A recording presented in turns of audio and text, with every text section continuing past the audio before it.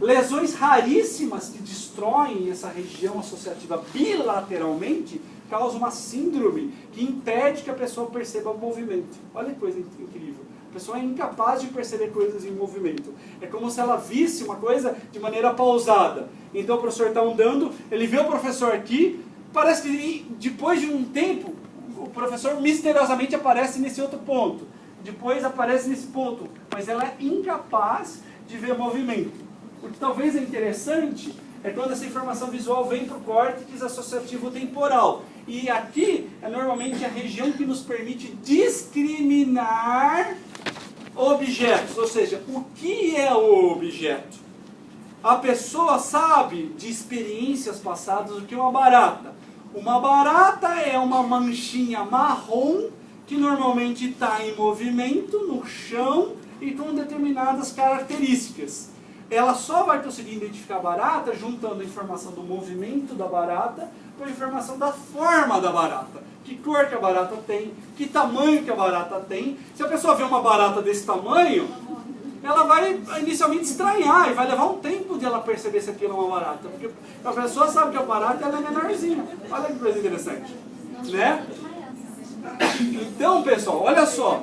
Essas informações elas vão sendo transmitidas simultaneamente. E na hora que bate, pessoal, é como se o córtex, assim, sabe aquelas máquinas que você vai pondo fichinha e vai até que, sabe, em cassino, até que todas as fileirinhas ficam iguais e, puf, você ganha um prêmio? É mais ou menos assim. Na hora que aquilo que você está recebendo de informação sensorial, ele encaixa com alguma coisa que você já tinha visto anteriormente, isso dispara como se fosse uma sensação de memória e você precisa de recordar, aquele marronzinho pequeno que anda pelo chão é uma barata.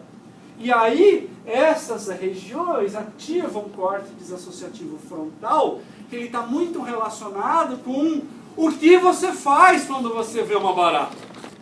Aí você entra em pânico, ou você tenta pisar, você pula no colo do colega de medo da barata, sai gritando, enfim, é um monte de reação típica relacionada à barata, né? Então, pessoal, essa é assim que a informação ela é processada. Ela depende, em última instância, de ser retransmitida para as regiões associativas, para que você tenha mais detalhes e as informações auditivas, visuais, somestésicas sejam processadas. Só para terminar, antes de abrir para a pergunta, quando você enfia, imagina a seguinte situação, né? Parece aquelas pegadinhas.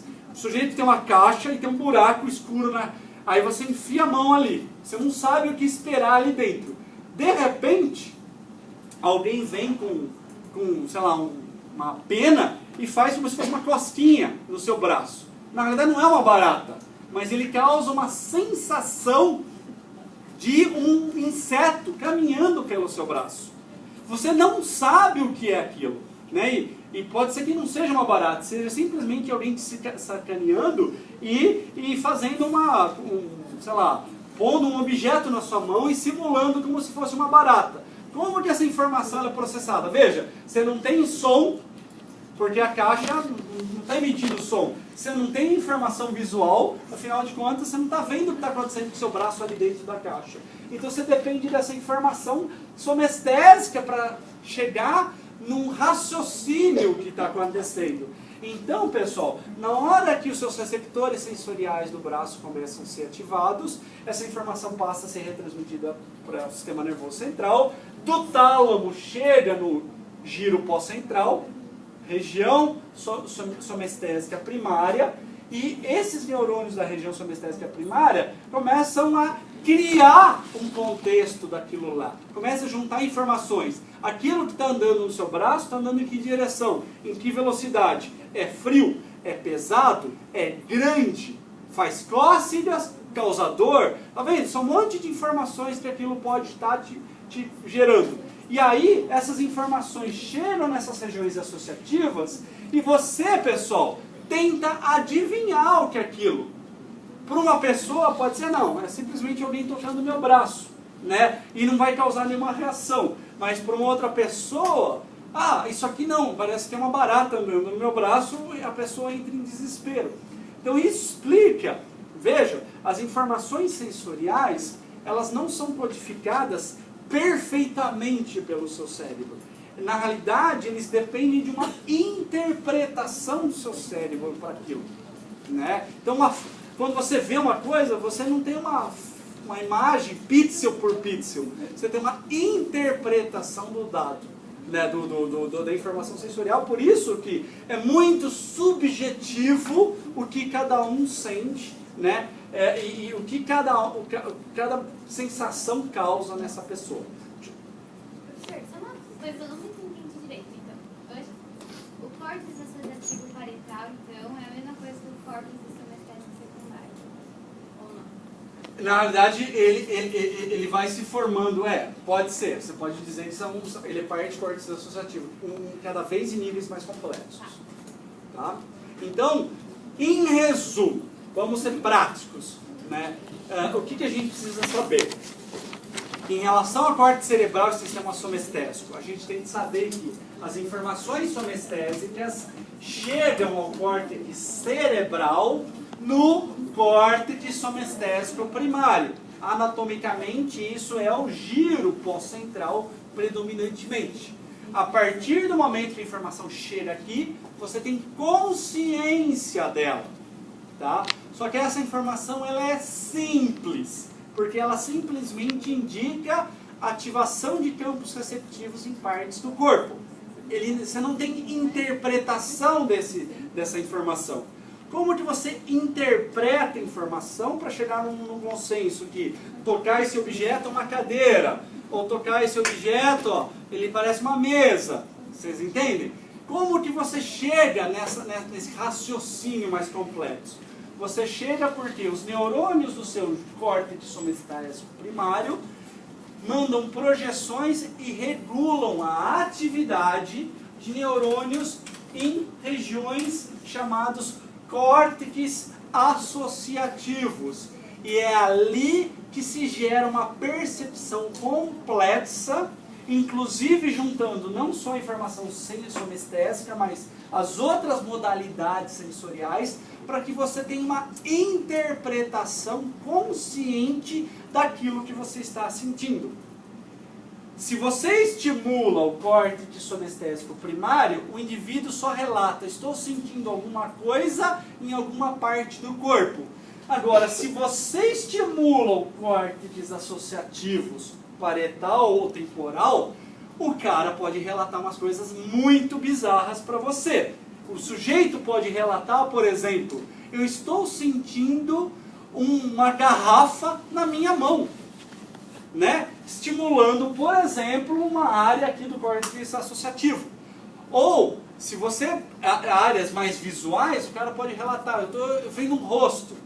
Ou, eu estou sentindo a carícia da minha mãe quando eu era criança, se o indivíduo tem lembrança disso. Ou do namorado, entendeu? Então olha que coisa maluca, né? Por quê? Porque a sensação da carícia envolve várias submodalidades somestésicas, envolve outras sensações, o cheiro do perfume da pessoa, tem um monte de coisa. Essas informações elas são unificadas nessas regiões associativas e o que criam essa percepção mais complexa da sensação, tá bom? Dúvidas, pessoal? Eu sei que é complicadinho isso, mas é o melhor que a gente pode fazer nesse tempo. Tá? Vale a pena estudar isso. Tá? Neuro é mais difícil que a parte anterior.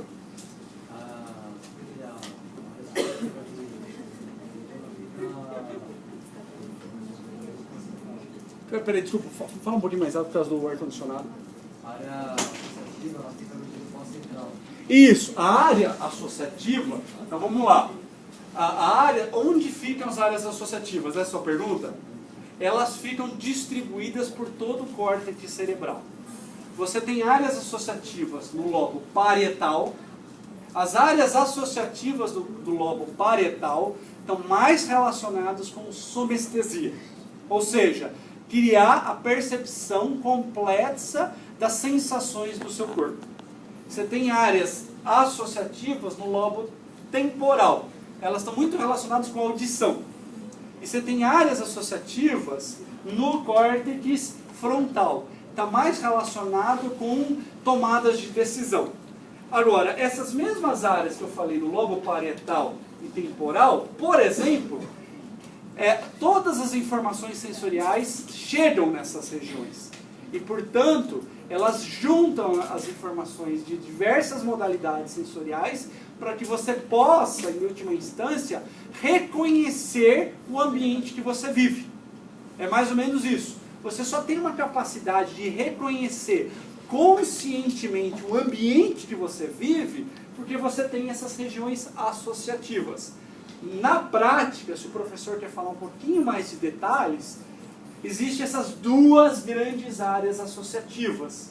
Essa parietal está muito relacionada com discriminação de movimentos, né? Como que as coisas no seu ambiente estão se movimentando e se distribuindo. Isso não é só visualmente, tátil ou pelo ouvido.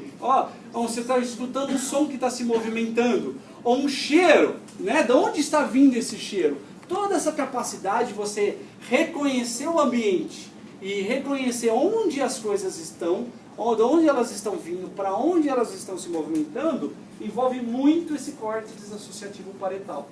Veja, e ele junta informação sonestésica, visual, auditiva e assim por diante. Já o córtex associativo temporal, ele é muito especializado em reconhecer o significado das coisas do ambiente. Então, quando você vê um objeto, você reconhece, quem reconhece essa região aqui. Se você vê um rosto que você conhece, é isso. Uma voz conhecida, uma música, um cheiro, é aqui que você reconhece. Olha que coisa interessante. Por quê? Porque normalmente para você reconhecer